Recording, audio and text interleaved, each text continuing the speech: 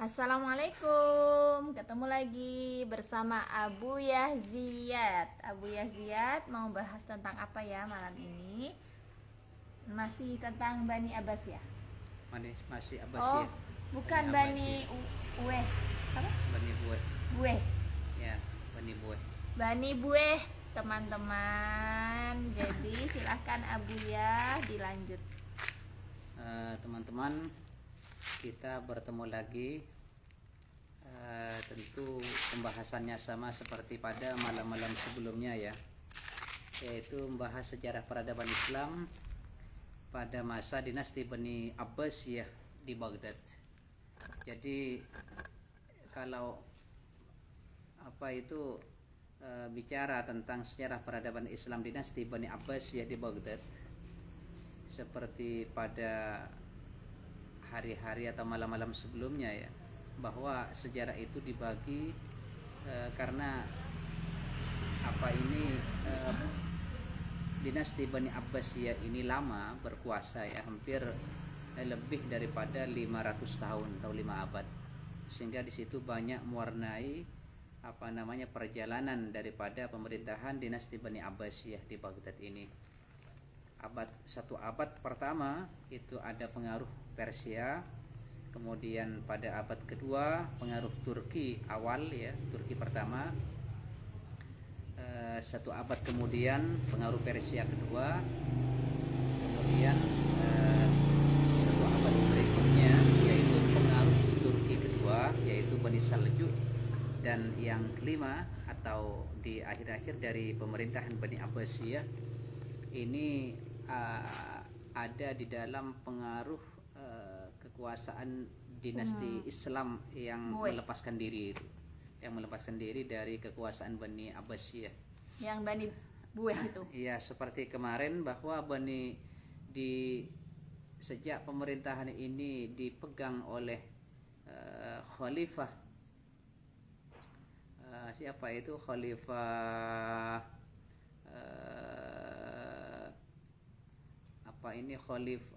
khalifah terakhir ya, khalifah yang nomor 25 ya, urutan khalifah ke-25 Di Bani Abbasiyah. Ini perjalanan Bani Abbasiyah atau pemerintahan Bani Abbasiyah ini tidak seperti pada awal-awal pemerintahan. Tidak seperti waktu zamannya Al-Ja'far, Harun ar-Rasyid, kemudian apalagi yang pernah mencapai masa kemasan saat itu. Tetapi ini banyak dipengaruhi oleh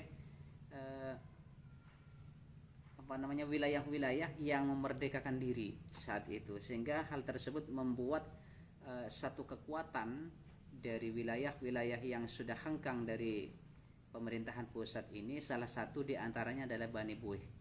Bani Bueh ini menguasai Bani Abbas, atau Bani Abbas saat itu hanya sang khalifah dijadikan sekedar boneka saja ya, tidak memiliki peran apa-apa saat itu. Yang mengendalikan peran pemerintahan yaitu Bani Bueh. Lah Bani Bueh ini hanya satu abad di abad keempat ya, di abad keempat dalam pemerintahan Bani Abbasiyah ini dong, ya. berarti Satu abad itu mengendalikan peran Bani Umayyah di tangan Bani Bueh.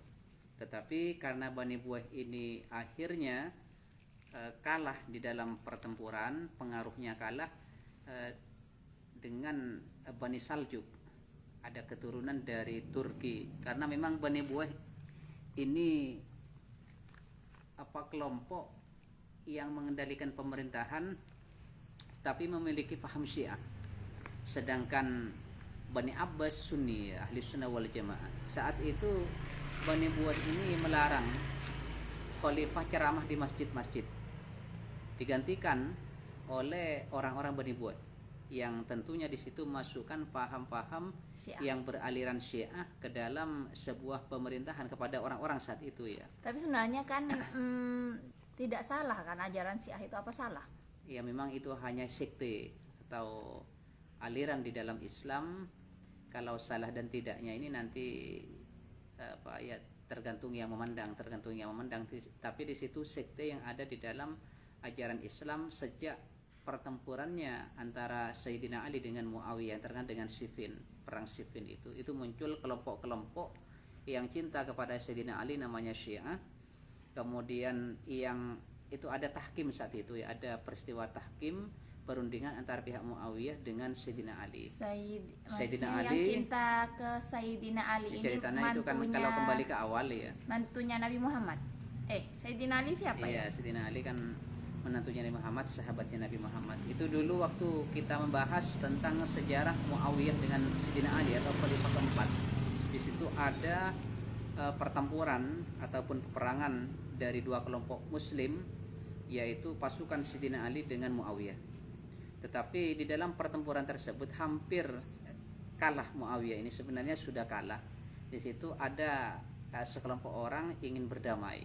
Di dalam pertempuran itu, ayo sekarang kita damai saja karena kelompok kita ini kayaknya sudah tidak bisa bertahan melawan, ya, tidak bisa bertahan dengan serangan-serangan yang dilakukan oleh kelompok dari Sayyidina Ali. Akhirnya Al-Qur'an itu ditaruh di ujung tombak, menandakan bahwa minta perdamaian daripada Muawiyah. Sehingga pasukan Ali pun juga mengikuti apa yang disampaikan oleh kelompok dari Muawiyah itu. Setelah damai, maka masing-masing dari kedua pihak ini mengutus, kalau sekarang ini diplomat ya, orang-orang yang dipercaya dari kedua belah pihak itu. Kalau dari Sayyidina Ali Abu Musa al-Asy'ari saat itu, kemudian dari Muawiyah Amr bin As. Setelah dua perundingan tersebut, akhirnya dengan perundingan itu Sayyidina Ali ini kalah. Artinya dimenangkan siasat di dalam perundingan itu oleh Muawiyah. Lah setelah kekalahan Ali di dalam perundingan ini, maka kelompoknya Sayyidina Ali pecah menjadi dua. Ada yang mengatakan tidak setuju dengan adanya perundingan itu, tidak setuju. Baik Ali karena kalah itu, jadinya nggak setuju. Ya, dengan diadakannya itu tahkim ini tidak setuju sebenarnya. Harus lanjut perang saja, itu hanya taktik Muawiyah. Jangan mau berdamai karena itu sudah mau kalah. Jangan mau, katanya sekelompok itu. Tapi Ali ini menyarankan atau mengikuti apa yang diusulkan oleh Muawiyah tadi ini. Terus maka kelompok yang tidak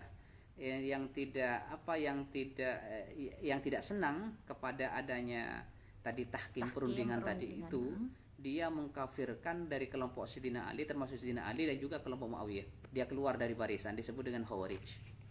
Khawarij, gerakan Khawarij yang dikenal sekarang Khawarij itu keluar dari golongan dari itu. Golongan apa yang mengadakan musyawarah tahkim itu. Dia menganggap bahwa yang terlibat di dalam tahkim yang jumlahnya 400 orang tadi itu semua pada kafir karena tidak ini tidak sesuai dengan adanya aturan saat itu. Dia menganggap semua kafir, baik kelompoknya Muawiyah, baik kelompoknya Sayyidina Ali dan kelompoknya Ali. Padahal ini kelompoknya Ali awalnya, tapi dia tidak senang, tidak terima dengan adanya tahkim tadi itu. Dia keluar, disebut dengan Muawiyah. Lah, pendukung Sayyidina Ali itu disebutnya.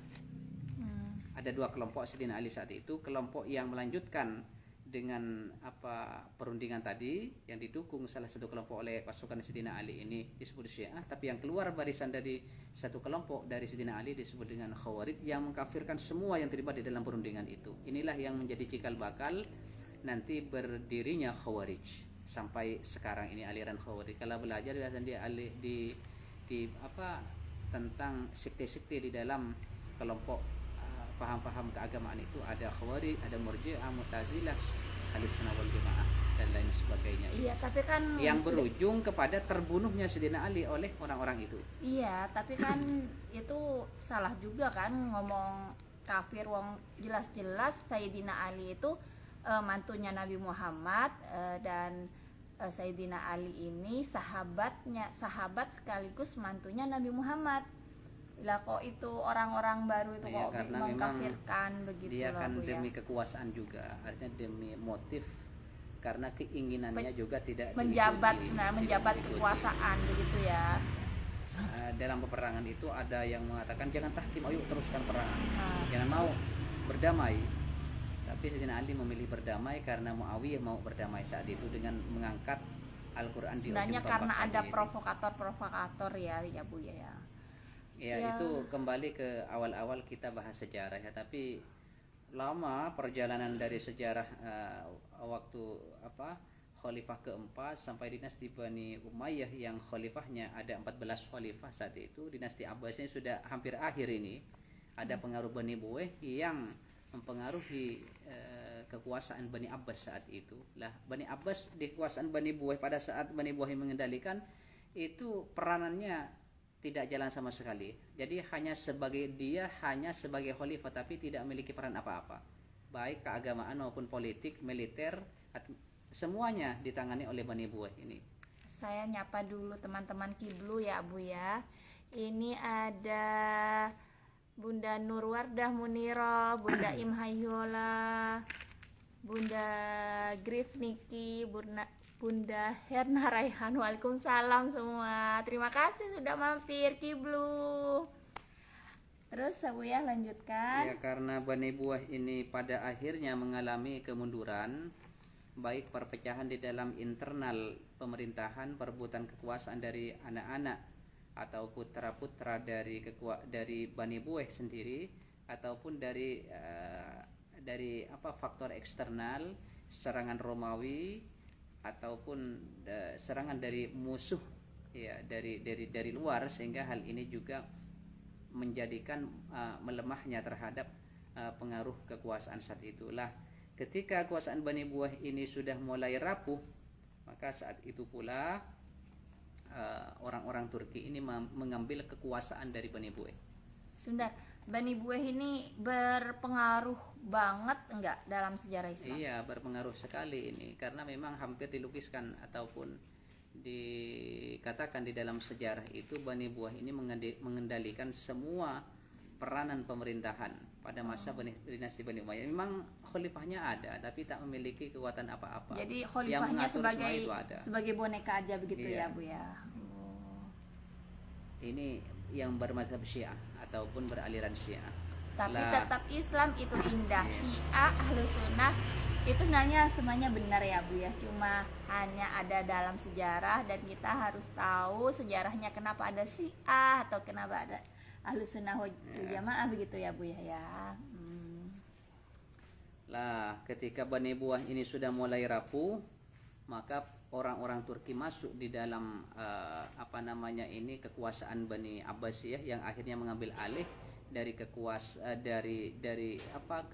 Bani Buweh, dan sejak saat itulah pengaruh Turki ini mengambil peranan penting di dalam pemerintahan saat itu.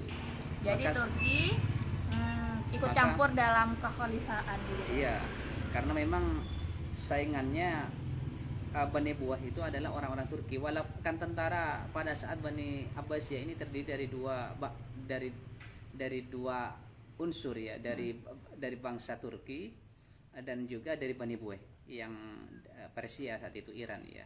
Jadi mereka sudah bersaing. Oh, jadi Bani Buweh itu dari Iran. Iya, dari Dailam itu bagian utara Iran ya, dari pegunungan yang pada akhirnya menguasai, masuk ke Baghdad dengan mengambil peranan pemerintahan dan menjadikan dia sangat berkuasa sekali mengatur seluruh peranan di dalam negara saat itu. Saya sapa Nama dulu Kak Warlini Suyatno.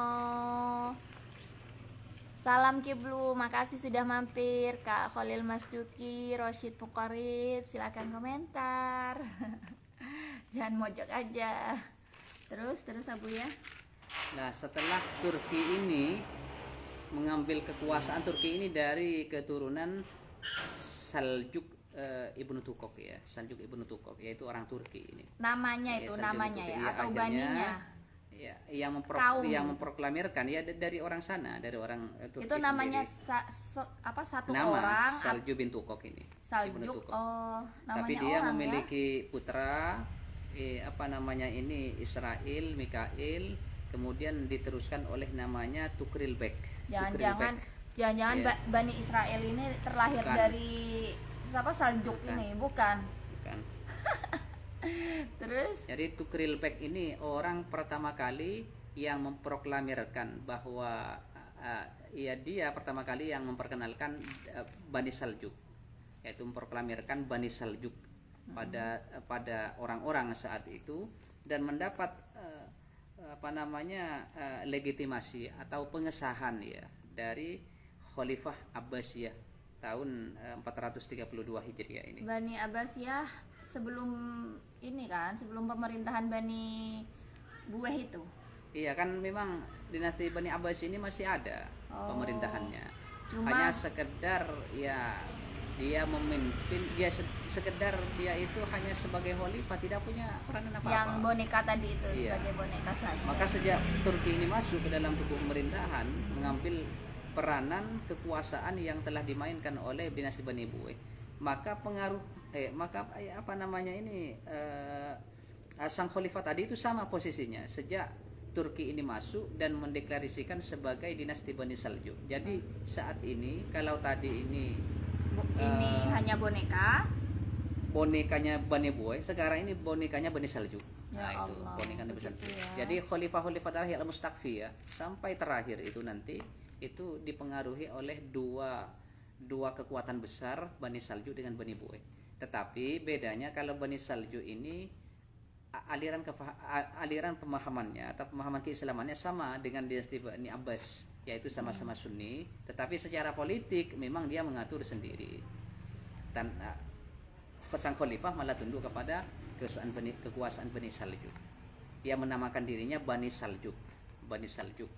Kalau tadi menamakan dirinya sebagai Bani Buweh, keturunan dari Buweh ya, dari Buweh itu Ahmad bin namanya Buweh. orang. Iya. Namanya orang. namanya orang.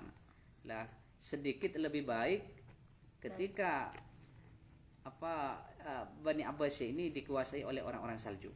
Karena peranan khalifah yang awalnya pada masa Bani Buweh tadi itu ditiadakan sama sekali, ini dikembalikan dalam soal keagamaan saja. Karena memang sama pahamnya, sama-sama Sunni, tapi urusan politik, militer, apalagi misalkan mengatur tentang ekonomi, terkait dengan keamanan, ketertiban dan lain sebagainya, itu dikuasai semuanya oleh Bani Saljuk. Atau singkatnya itu ya, kalau keagamaan dikembalikan kepada sang khalifah, tetapi kalau urusan selain keagamaan, politik, kebijakan negara itu dikuasai oleh Bani Saljuk saat itu.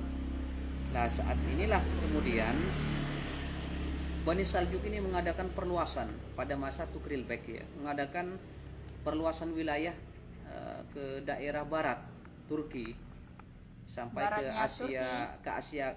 Asia kecil ya, ke Asia kecil, dan bahkan ke Armenia sampai ke Perancis. Wah, daerah-daerah yang menjadi tempat kekuasaannya Romawi saat itu. Nah ini nanti musuhnya dengan Romawi ini. Memang sebelum-sebelumnya memang bersentuhan kekuasaan Bani Abbasiyah ini kadang perang dengan Romawi, tapi tidak sehebat pada masa Bani Saljuk ini berkuasa. Ini nanti peperangan antara orang Islam dengan Romawi ini sangat hebat sekali di sini ini, karena berarti banyak armadanya ini, banyak. Iya, karena pada saat ini perluasan Islam ini hampir kepada sebagian yang ada di Eropa, yang dimana basisnya rata-rata di situ adalah orang-orang Kristen, orang-orang Romawi, dan juga sampai kepada Yerusalem yang diperebutkan sampai di sini, dan bahkan yang direbutkan di Palestina itu. Di Palestina ini, bahkan ini menguasai Yerusalem ini. Bani Saljuk menguasai Yerusalem dari sebuah atau dari kekuasaan dinasti Fatimiyah Mesir. Dinasti Fatimiyah sama-sama Islam, dinasti Fatimiyah Mesir, tapi ini kalau dinasti Fatimiyah Mesir hampir sama dengan Bani Buweh. Bani Buweh itu paham keagamanya Syiah, dia juga Syiah. Kalau jadi dinasti Fatimiyah, tapi sama-sama Islam. Jadi sebenarnya dulu Yerusalem itu direbutkan sesama Islam. Ya, direbutkan sama Islam, dikalahkan, direbut dari dinasti Fatimiyah Mesir, didapatkan oleh Bani Saljuk. Tetapi nanti pada akhirnya perang beberapa kali dengan bangsa Romawi yang ini dikenal dengan perang salib, nanti Yerusalemnya jatuh ke Romawi, terus didapat jatuh lagi. Jadi nggak heran ya sekarang Palestina begitu. Sultan yang sangat berjasa menaklukkan mengembalikan Yerusalem. Yerusalem itu namanya Sholahuddin Al-Ayyubi nanti setelah meneruskan kekuasaan dinasti Fatimiyah, Iya, yaitu ini dinasti di Ayyubiyah. sejarah nanti Islam sejarah kayaknya terkenal banget nama ya, Sholahuddin Sholahuddin Al-Ayyubi. Itu kan salah satu khalifah dari Ayyubiyah yang adil, jujur seperti khalifah Abu Bakar Umar bin Khattab. Makanya seperti kemarin khalifah di dalam Islam setelah Khulafaur Rasyidin yang baik itu Hanya ada ada 4. ya. Umar bin Abdul Aziz, Kemudian generasi ke-8 dari dinasti Bani Umayyah, Harun Ar-Rasyid generasi kelima dari kelima dari dinasti Abbasiyah, Sultan Muhammad Ayyubi ya. Sholahuddin Al-Ayyubi dari dinasti Ayyubiyah, kemudian yang terakhir adalah Sultan Muhammad Al-Fatih dari Utsmaniyah atau Turki Utsmani, di mana umat Islam kalau bicara Turki Utsmani ini nanti sejarah Turki Utsmani sudah masuk ke abad modern. Orang Islam itu sudah mulai bangkit lagi sekitar tahun berapa itu? Tahun sekitar abad ke-17 terakhir. Berarti 1700 sampai nanti Turki itu kan berakhir atau kalahnya Turki ini ya. Itu sampai berakhirnya Turki itu sampai 1924. Itu berarti nanti, hampir ke kemerdekaan Indonesia. Iya, 24 itu kan sejarahnya nanti nyambung ke ini berdirinya NU. Berdirinya NU itu Nahdlatul Ulama tahun 1924. Itu Kenapa? setelah kekhalifahan Turki Utsmani di Turki ini hancur saat itu. Yang dipegang terakhir itu Sultan Mustafa Al-Kemal, kalau nggak Mustafa Al-Kemal. Terus kenapa kok yang nanti berdirinya kok di Indonesia, hancurnya di Turki? Ya karena saat itu nanti ada sejarah dengan Hijaz, adanya Hijaz. Coba itu orang-orang, gimana sih, kasih pandangan? Ya sedikit. Ya. Itu pada saat ini tahun berapa itu 1924 itu raja di Arab ya di Hijaz itu memperlakukan nanti Wahabi ini. Pengaruh Wahabi ini tak terbendung lagi. Terus? Makam-makam di situ dibongkar semua. Kemudian ya termasuk situs-situs keislaman, situs-situs yang melambangkan, yang menjadi simbol keislaman itu dihilangkan. Maka salah satu di antaranya untuk menyelamatkan hal itu semua yang diprakarsai oleh Ki Abdul Wahab Asbullah ya, dari Jombang itu dengan Syekh Masy'ari mengundang ulama Madura dan Jawa, kemudian bermusyawarah di situ bagaimana cara agar supaya menghentikan kekejaman raja saat itu ini. Maka diutuslah dari sini 2 orang yang kemudian menyuarakan di sana Hebat dong, ke Arab Saudi gitu dari ini, Indonesia, agar supaya tempat-tempat yang suci keramat itu tidak sampai dibongkar. Maka saat itulah juga yang melahirkan pemikiran atau Nahdlatul Ulama di Indonesia ini. Salah satu di antaranya itu kan ada nanti gitu. Kalau kita bahas Turki Utsmani di sejarah terakhir, kita membahas juga tentang sejarah keislaman atau sejarah Muslim di Nusantara ini nanti NU, Muhammadiyah, Persib, kemudian Nahdlatul Wathon dan sebagainya ini nanti ada.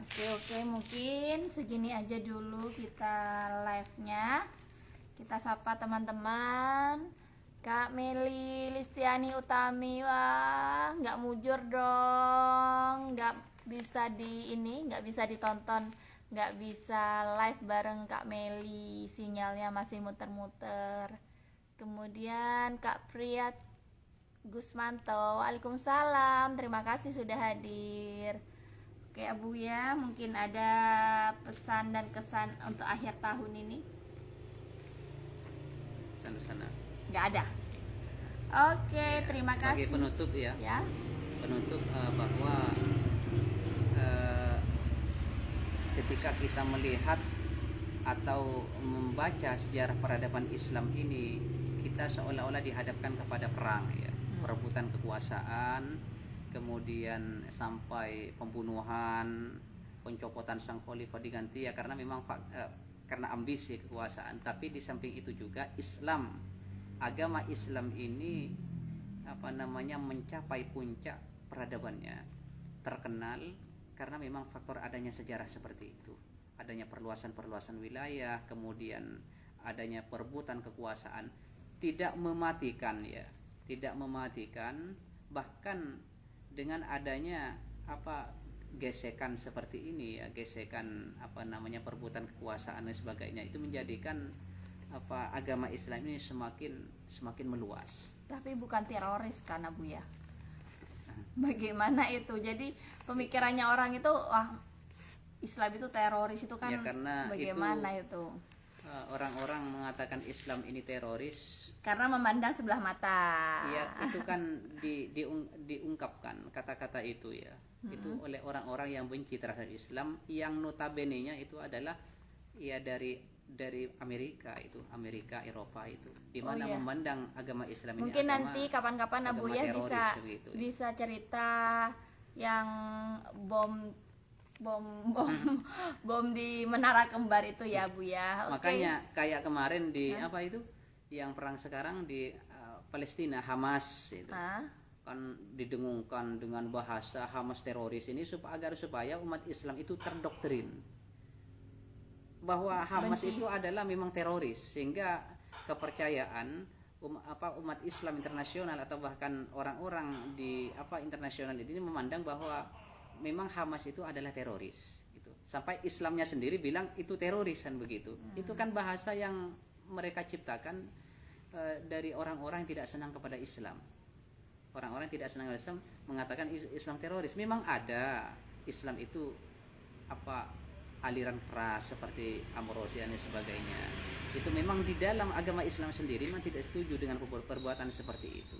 Tapi tidak semuanya, jangan mengecap bahwa Islam itu teroris, seolah-olah agama ini dipandang sebagai teroris bagi mereka itu. Ya, mereka ini menjadikan orang-orang di luar Islam yang tidak senang kepada Islam ini menjadikan alat itu yang Untuk kemudian membenci untuk membenci Islam ini, sehingga orang Islam pun bilang seperti itu. Nah, kalau sudah seperti ini kan pas repot namanya nanti ini. Orang Islamnya juga bilang teroris. Enggak. Nah, kita nggak tahu seperti Saya apa. nggak bilang seperti teroris itu. katanya. Nah, sekarang kan perang doktrin ya, perang doktrin. Doktrin otak berarti. Ya, kalau lihat misalkan di internet, baca-baca di internet itu sebenarnya dunia ini sedang mengalami semacam bagaimana upaya Barat ya itu untuk membendung kekuasaan atau pengaruh Islam ini di dunia internasional. Itu buktinya kemarin sendiri pada saat di PBB beberapa resolusi sidang-sidang yang diajukan beberapa negara untuk yang mengatakan bahwa itu Palestina ini tidak salah, tapi itu dijatuhkan oleh Amerika dengan hak vetonya, langsung selesai semua. Tidak mengakui bahwa negara-negara Barat, terutama negara dikuasa seperti Amerika, Israel dan sebagainya, Tidak menguasai Palestina itu negara begitu Abu iya, ya. tetap itu tidak mau. Karena apa? Karena memang faktornya tadi ini. Iya. Faktornya tadi itu. Sudahlah, sabar aja Bu ya, tenang saja. Ini sampai Kak Priyat Gusmanto komentar, aku sampai nggak komen loh saking serius dengerinnya. Terima kasih sudah dengerin sharing-sharing ilmunya Abu ya. Oke Abu ya, mungkin sampai di sini live kita, ketemu lagi besok malam di jam yang sama. Terima kasih ilmunya. Salam ilmu tanpa batas. Assalamualaikum.